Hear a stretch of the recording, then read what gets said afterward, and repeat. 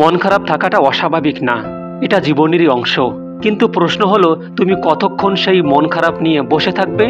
একটু ভেবে দেখো, তুমি কি সেই মানুষ যে কষ্টে ভেঙে পড়ে, নাকি সেই মানুষ যে কষ্ট থেকে উঠে দাঁড়ায়? তাই আজকে দেখে নাও, মন খারাপ থাকলে তোমার কি করা উচিত, এমন 5টি কাজ যেটা তোমাকে শক্তি দেবে এবং সামনে এগিয়ে যাওয়ার পাথেও হবে। প্রথম কাজ, মন খারাপ থাকলে নিজেকে দোষ দিও না। তুমি মানুষ, রোবট না। অনুভব করা মানেই তুমি বাঁচো।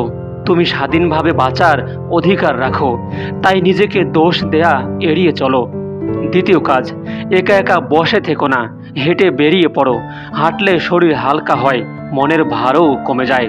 তৃতীয় কাজ, একটা খাতা নাও, যা মনে হচ্ছে সব লিখে ফেলো।